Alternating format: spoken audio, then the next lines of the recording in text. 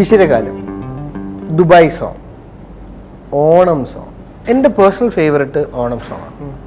വേറൊന്നും കൊണ്ടല്ല, ഭയങ്കര മലയാളത്തിലുണ്ട് ആ വോയിസസ്.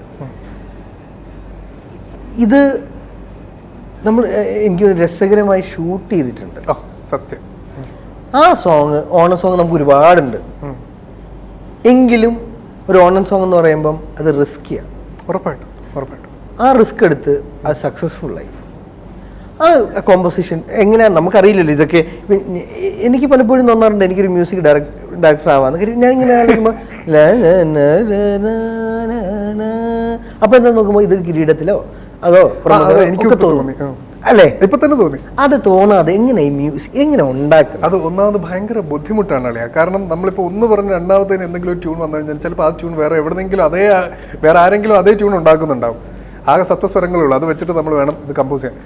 തിരുവാമണി രാവ് എന്ന് പറഞ്ഞ പാട്ട്, ഈ പറഞ്ഞ ഓണം സോങ്, ആദ്യം ലിറിക്കാണ് വന്നത്. നമ്മുടെ പരമ്പരാഗത രീതിയായ ഈ കവിത എഴുതി കമ്പോസ് ചെയ്യുന്ന ഒരു സംഭവം. ഈവൻ ദുബായ് സോങ് പോലും നമ്മൾ അങ്ങനെയാണ് ചെയ്യുന്നത്.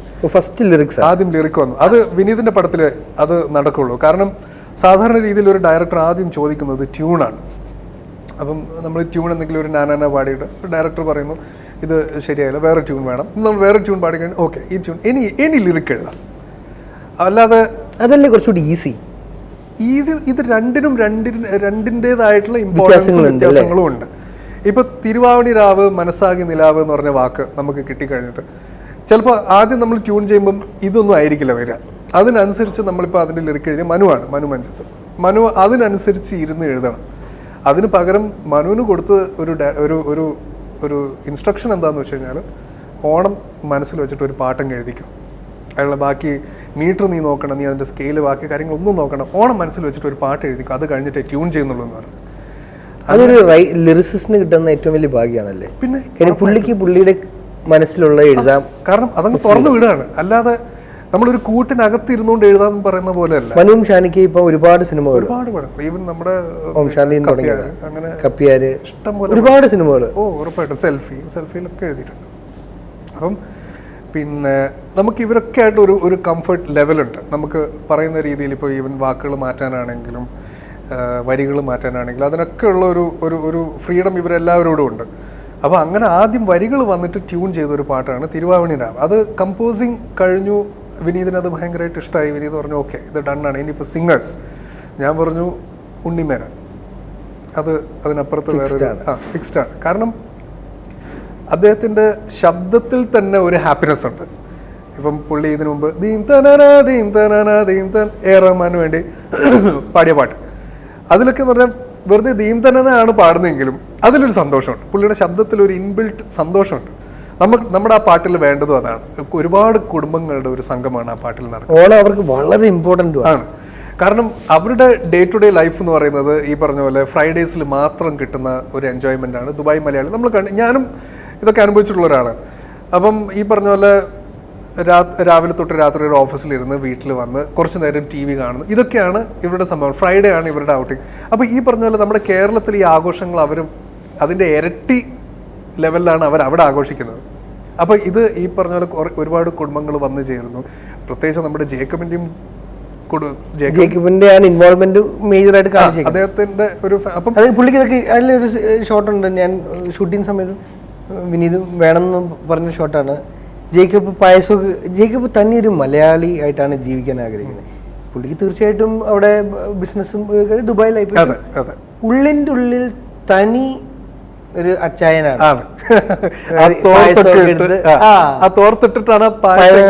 മകന് പഠിച്ചു കൊടുക്കാൻ നീ ഇങ്ങനെയാണ് പായസം കഴിക്കുന്നത്. തിരിച്ചത് എന്തുവായി കാണിക്കും, ഇങ്ങനെയല്ലല്ലോ സ്പൂൺ എടുക്കുന്നതൊക്കെ പറയാം. ഇതങ്ങനെ ഇത് പക്ക പ്രൊഫഷണൽ മലയാളി ആയിട്ടാണ്, തനി മലയാളി ആയിട്ടാണ് ചെയ്തിരിക്കുന്നത്. അപ്പം കുറച്ചൊരു മെച്യൂർ വോയിസ് വേണമെന്ന് എനിക്കുണ്ടായിരുന്നു. കാരണം ജേക്കബിൻ്റെ സ്വർഗരാജ്യത്തിലുള്ള പാട്ടാണ്. അപ്പം രഞ്ജിയേട്ടന് ചേരുന്ന ഒരു വോയിസ്. അപ്പം ഉണ്ണിയേട്ടൻ അത് പിന്നെ ഫിക്സ്ഡായി. ഉണ്ണിയേട്ടന് പാട്ട് വെച്ച് കൊടുത്തു. ഉണ്ണിയേട്ടന് ഭയങ്കരമായിട്ട് ഇഷ്ടമായി. ഉണ്ണിയേട്ടൻ ഒറ്റയടിക്ക് പാടി ഷാന എങ്ങനെയുണ്ട്, അവർക്ക് ഒന്നും പറയാനില്ല, ഇതങ്ങോട്ട് എടുക്കുകയാണ് എന്ന് മാത്രമേ പറഞ്ഞുള്ളൂ. പിന്നെ അതുപോലെ തന്നെ സിത്താര അതിലുള്ള ഫീമെയിൽ വോയിസ് സിത്താരയായിരുന്നു. പിന്നെ ശിശിരകാലം എന്ന് പറഞ്ഞ പാട്ട്, അത് ഈ പറഞ്ഞ പോലെ കുടുംബത്തിൻ്റെ ഒരു ഔട്ടിങ്. അത് എഴുതിയത് ഹരിനാരായണനാണ് ആ പാട്ട് എഴുതിയത്. ഓലഞ്ഞാലിക്കുരുവിയൊക്കെ എഴുതി. അപ്പം ഹരിയുടെ കൂടി ഞാനിത് ആദ്യത്തെ തവണ അല്ല വർക്ക് ചെയ്യുന്നത്. ഒരുപാട് തവണ ഈ ഓം ശാന്തി തൊട്ട് തുടങ്ങിയ ഒരു ബന്ധമാണ് ഹരിയായിട്ട്. അത് നമ്മുടെ അതിലൊരു ഒരു റാപ്പ് മിക്സ് ഉണ്ട്. എൻ്റെ പേഴ്സണൽ അനദർ ഫേവറേറ്റ് അതാണ്. വേറെ ജോണറാണ്. സ്ഥിരം ഒരിക്കലും ജേക്കബിന്റെ സ്വർഗരാജ്യത്തിൽ ആ പാട്ട് നമ്മൾ ഈ ആൽബം കേൾക്കുമ്പോൾ ഇത് ജേക്കബിന്റെ സ്വർഗരാജ്യത്തിൽ ഈ പാട്ട് എവിടെ നമുക്ക് തോന്നും. അതിലൊരു സ്വരങ്ങൾ വെച്ചിട്ട് ഒരു പോർഷൻ ഉണ്ട്. അതാരാ പാടിയിരിക്കുന്നത്? അത് സിത്താരയാ പാടിയിരിക്കുന്നത്. വിനീതിന് റാപ്പ് എന്ന് പറയുന്ന സംഗതി ഇഷ്ടമല്ല. അവന് റാപ്പ് അത് പിന്നെ നമ്മൾ പക്ഷെ ഒരു കാര്യം നമ്മൾ പ്രൂവ് ചെയ്ത് കൊടുത്തു കഴിഞ്ഞാൽ ആടിയാ ഇത് കൊള്ളാം കേട്ടോ എന്നുള്ള ഒരു ലൈനാണ് അവൻ്റെത്. എൻജോയ് ചെയ്യാൻ പറ്റിക്കഴിഞ്ഞാൽ ഓക്കെ. ഇപ്പം എൻ്റെ മാവും പൂത്തയിലാണ് ആദ്യമായിട്ട് ഈ മലയാളം റാപ്പ് ഞാൻ പരീക്ഷിക്കുന്നത്. അപ്പം നമ്മുടെ കപ്പ്യാറിലെ പാട്ട്. അപ്പം ഞാൻ വിനീതിനോട് പറഞ്ഞു, അവൻ അതിൽ പാടിയിട്ടുണ്ടല്ലോ ആ സെയിം പാട്ടിൽ എൻ്റെ മാവും പൂത്ത. അപ്പം പാടിക്കഴിഞ്ഞ് ഞാൻ പറഞ്ഞു, ഇതിൽ മലയാളം എടാ നിനക്ക് വേറെ പണിയൊന്നുമില്ല, റാപ്പോ മാവൊന്നും വേണ്ട, അതൊന്നും ശരിയാവില്ല. ഞാൻ പറയടാ അതിലിപ്പോൾ എന്താ ചെയ്തു നോക്കട്ടെ, ചിലപ്പോൾ രസം ഉണ്ടാവും. ചെയ്ത് കഴിഞ്ഞ് ഇവന് കേട്ടപ്പോൾ ഇവൻ ആ ഭാഗം മാത്രം റിപ്പീറ്റ് അടിച്ച് കേൾക്കുക, ആ റാപ്പിൻ്റെ ഭാഗം മാത്രം. അപ്പോൾ അവനത് ഇഷ്ടമായി. എന്നിട്ട് അവൻ തന്നെ എന്നോട് ചോദിച്ചു, എടാ ഈ ആളെ ആർസി എന്നാണ് ആളുടെ പേര്, ഇയാളെ നമുക്ക് ജേക്കബിൽ യൂസ് ചെയ്യാൻ പറ്റുമോ എന്ന് എന്നോട് ചോദിച്ചു. അപ്പം ഞാൻ ഓർത്തു ഒരുപാട് കാര്യങ്ങൾ പറഞ്ഞു പോകേണ്ട ഏരിയ ആണ് ഈ പറഞ്ഞ ഏരിയ, നമ്മുടെ ഈ എന്നിലെരിഞ്ഞു, അതായത് ഈ റാപ്പ് വരുന്ന ഏരിയ. അപ്പോൾ പടപടയെന്ന് പറഞ്ഞ് ഒരുപാട് കാര്യങ്ങൾ പറഞ്ഞു പോകണം. ഒരു പാട്ടിൽ വരുന്ന ഒരു 4 വരിയല്ല, നമുക്കൊരു 40 വരി ഇതിങ്ങനെ കട. അതിപ്പം ശരിക്കും എനിക്കറിയാം, ഇപ്പം പ്രേക്ഷകർ ഇരുന്നിട്ട് അതിൻ്റെ ഓരോ വരി എടുത്ത് നോക്കുന്നുണ്ടാവും. എന്താണ് നമ്മുടെ കഥയായിട്ട് വളരെ ബ്ലെൻഡഡ് ആയിട്ട് പോകുന്ന ഒരു ഈവൻ തിരിച്ച് ഞാൻ നടന്നു തുടങ്ങി എന്നൊക്കെ അവൻ തന്നെ എഴുതിയിരിക്കുന്നത്. ആ റാപ്പർ തന്നെയാണ് അത് എഴുതിയിരിക്കുന്നത്. അപ്പം തിരിച്ച് ഞാൻ നടന്നു തുടങ്ങി, ഇനി യാത്ര വിജയത്തിന് പിറകെ എന്നൊക്കെ പറഞ്ഞിട്ടുണ്ട്. നെക്സ്റ്റ് സ്റ്റെപ്പ് റൈസിലേക്ക് പോവാണ്. അപ്പൊ അതിലൊക്കെ എന്ന് പറഞ്ഞാൽ എങ്ങനെയാണെന്ന് അറിയില്ല. നമ്മൾ പാട്ട് കറക്റ്റായിട്ട് ഇത് പാട്ട് വെച്ച് ഷൂട്ട് ചെയ്ത ഒരു അല്ലേ, പാട്ട് വെച്ചിട്ടില്ല, പാട്ട് വെച്ച് ഷൂട്ട് ചെയ്തതല്ല. അപ്പം ഈ തിരിച്ച് നമ്മൾ ആ പാട്ട് ഇട്ടപ്പോൾ കറക്റ്റ് ആ വരികളുടെ അടുത്തൊക്കെ നിവിൻ തിരിഞ്ഞു നടക്കുകയാണ്. എങ്ങനെയാണെന്ന് അറിയില്ല, അത് കറക്റ്റായിട്ട് വീണു എന്നുള്ളതാണ്. അപ്പം അങ്ങനെ ആ സിറ്റുവേഷനെ ഭയങ്കരമായിട്ട് ഹെൽപ്പ് ചെയ്ത ഒരു പാട്ടുമാണ്. ഒരുപാട് കാര്യങ്ങൾ പറഞ്ഞു പോകുന്നു, പിന്നെ സിത്താരയുടെ സ്വരങ്ങൾ വരുന്നു. അങ്ങനെ ഒരു 2 നമ്മുടെ ഈസ്റ്റേൺ വെസ്റ്റേൺ റീ റെക്കോർഡിംഗിൽ യൂസ് ചെയ്തിട്ടുണ്ട്. ഒരുപാട് സ്ഥലത്ത് കട്ട് ചെയ്ത് യൂസ് ചെയ്തു. വിഷുക്കാലമാണ്, കൈനീട്ടം ഒന്നും നന്നില്ല, പോട്ടെ. ഞാൻ പേഴ്സ് എടുത്തില്ല, ഞാനും എടുത്തില്ല. പക്ഷെ നമുക്ക് പ്രേക്ഷകർക്ക് വിഷു ഓണമൊക്കെ നമ്മൾ ഒരുപാട് സന്തോഷം അനുഭവിക്കുന്നതും അത് പകരാൻ ശ്രമിക്കുന്നതുമായ കാലങ്ങളാണ്, ആഘോഷങ്ങളാണ്.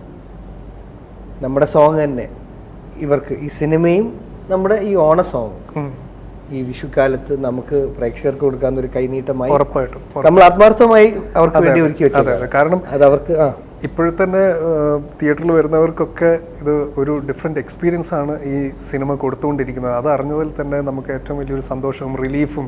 പിന്നെ വേറൊരു കാര്യം എനിക്ക് പറയാനുള്ളത്, ഇത് നമ്മുടെ പേഴ്സണൽ കാര്യമാണ്, ഇത് ഇവരിങ്ങനെ എയർ ചെയ്യുമെന്ന് എനിക്കറിയില്ല. അവർ ഓഫ് ചെയ്ത് വെച്ചേക്കുക.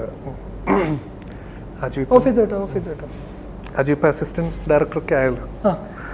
അപ്പം തെറ്റിദ്ധരിക്കരുത് ഒരിക്കലും. ഇപ്പൊ ഈ പണി അല്ല, ഇപ്പൊ ഈ പണി അജു നിർത്തി, ഇനി പണി എടുക്കുന്നില്ല, അസിസ്റ്റന്റ് ഡയറക്ടർ പണീനെ എടുക്കുന്നില്ല എന്ന് പറയും. ഇനി ഭാവിയിൽ എപ്പോഴെങ്കിലും ഇനി എനിക്ക് ഡയറക്റ്റ് ചെയ്യാൻ പറ്റും എന്ന് ഒരു തോന്നൽ അജുവിന് എപ്പോഴെങ്കിലും ഉണ്ടാവുകയാണെങ്കിൽ മ്യൂസിക് ഡയറക്ടർ കാസ്റ്റായി നമ്മുടെ മറ്റേ പുള്ളി മ്യൂസിക് ഡയറക്ടർ കാസ്റ്റ് ആയോ? പിന്നെ ഉറപ്പിച്ചു. പിന്നെ സന്തോഷമില്ലേ? എന്റെ നമ്പർ നിന്റെ കയ്യിൽ ഇല്ലായിരുന്നു. അപ്പൊ ഇക്ക നമ്മുടെ ഫ്രണ്ട്, നമ്മള് ഒരു കാര്യം ചെയ്യുമ്പോൾ നമ്മള് സുഹൃത്തുക്കൾക്കല്ലല്ലോ, നമ്മൾ ഈ കഴിവുള്ളവർക്കല്ലേ കൊടുക്കുന്നത്. എന്റെ കയ്യിൽ ഒരു പ്രൊഡ്യൂസർ ഉണ്ടായിരുന്നു, ഒരു പ്രൊഡ്യൂസർ ഡയറക്ടർ. പ്രൊഡ്യൂസർ ഇല്ല. അപ്പൊ നമുക്ക് അങ്ങനെ ഒരു അഡ്ജസ്റ്റ്മെന്റിൽ നമുക്ക് എന്തായാലും ഈ ഒരു ഹാപ്പി മ്യൂസിക് ചെയ്തിരുന്നു, ഞാൻ സംവിധാനം പ്രൊഡ്യൂസർ. അതൊരു സിനിമയായിരിക്കും. അതെ, അതൊരു സിനിമയായ. എന്തായാലും ഇത് ഞങ്ങൾക്കൊന്നും ഒരുപാട് നേരം ഇങ്ങനെ സീരിയസ് ആയിട്ടിരിക്കാൻ പറ്റും, അതുകൊണ്ട്. പക്ഷേ സീരിയസ് ആയിട്ടുള്ളൊരു വിഷയം ഇമോഷണലി രസകരമായി മനസ്സിന് ഏൽക്കുന്ന രീതിയിലാണ് കമ്മ്യൂണിക്കേറ്റ് ചെയ്തുകൊണ്ട് മാത്രമാണ് നമ്മളത് ആ സീരിയസ് ഡ്രോപ്പ് ആവാതിരിക്കും എത്രയും നേരം പറഞ്ഞ്. കാര്യം സെൽഫിയോ തട്ടോ കുഞ്ഞരാമായണോ വംശാന്തി ഒന്നും പറയാൻ വരുമ്പോൾ നമ്മളിങ്ങനെ അല്ല ഇരിക്കുന്നത്. പക്ഷെ ഇതിന് എൻ്റെതായ ഒരു സീരിയസ്നെസ് അറിഞ്ഞുകൊണ്ട് കൊടുത്താണ്. അതെന്തുകൊണ്ടാണ് തിയേറ്ററിൽ ചെന്ന സിനിമ കാണുമ്പോൾ നിങ്ങൾക്ക് മനസ്സിലാവും. എനിക്കുറപ്പുണ്ട് ജേക്കബിനെയും കുടുംബത്തിനെയും നിങ്ങൾ ചിലപ്പോൾ കണ്ടിട്ടുണ്ടാവും. പ്രത്യേകിച്ച് പ്രവാസി ജീവിതം നയിക്കുന്നവർ, ഇല്ലെങ്കിൽ അവരെക്കുറിച്ച് അറിഞ്ഞ് നാട്ടിൽ വരുന്നവർ പറഞ്ഞതുണ്ടാവും. ജേക്കബിനെയും ജെറിയെയും എബിനെയും ബാക്കി കുടുംബത്തെ എല്ലാവരെയും നിങ്ങൾ ഇഷ്ടപ്പെടുമെന്ന് എനിക്ക് ഉറപ്പുണ്ട്.